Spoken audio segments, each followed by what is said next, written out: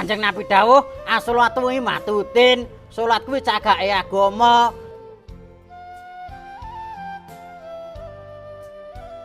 Niki Mbah kopine. Oke, Nduk. Bismillahirrahmanirrahim. Kopine sing gawe putuku wedok pin kan jan los tenan bolo. Wis, Nduk, matur nuwun ya. Nggih, Mbah. Oke.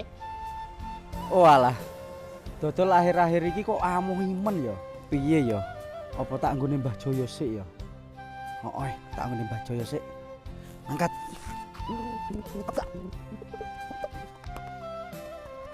Kula nuwun Mbah Jaya. Apa le? Mbah Jaya, mriki Mbah. Ya, kene le. Nggih, Mbah. Kula celintisan karo bae. Apunten, Mbah. Piye le, enek apa? Ngeten, Mbah. Jane kula pun jalanke sing jenengan sanjangke, Mbah. Tapi kok ya jek amoh Mbah dodolan iki, Mbah. Jane sampeyan iki jegos ora to, Mbah? Apa le? Aduh, tak bedel Mbah. Nyoh, Mbah. Kula celintisan lancang kowe karo bae. Sik, tak trawange sik. Piye, Mbah? Kenapa, Mbah? Piye iki, Mbah? Wah, lah kowe rakur karo bojomu nok le. Wong usaha iki ya kudu kompak karo bojone. Dadi usahane iki ya padang, lancar, ning pikiran iki ora mbundhet. Engko teko omah karo bojone ditandani, sing rukun, sing kompak. Kowe agamamu Islam ora? Islam, Mbah.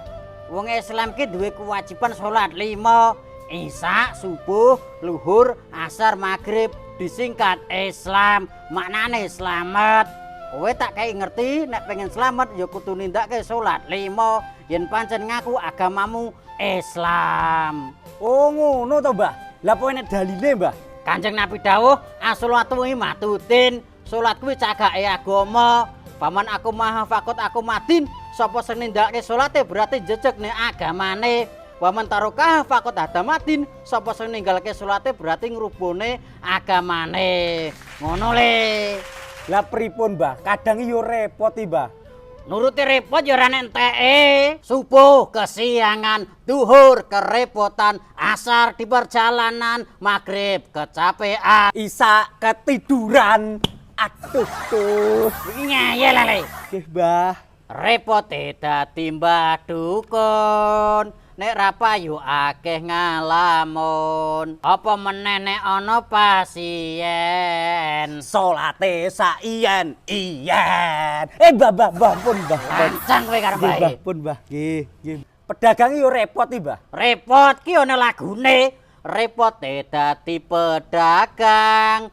Salate digawe gampang. Apa meneh dagangane laris. Urung salat kok ngakune uwe. Jaluk dipethik. Pun, Mbah. Pun.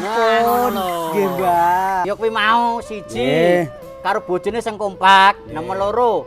Salate dijaga. Nggih. Kuwi kuncine wong usaha supaya sukses ya kuwi le. Nggih, Mbah. Ya wis ngono ndang bali. Nggih. Saiki didongani sing apik. Tak dongake muga-muga usahane kowe tambah lancar. Nggih, Mbah, matur nuwun. Kula wangsul riyin, Mbah, nggih. Oke. Hei, Pripun, Mbah? lha teko merdengkul tok iki lah binate ndi? Walah, Mbah lorong payuk nganggo binat utang sik ya, Mbah ya. Oke.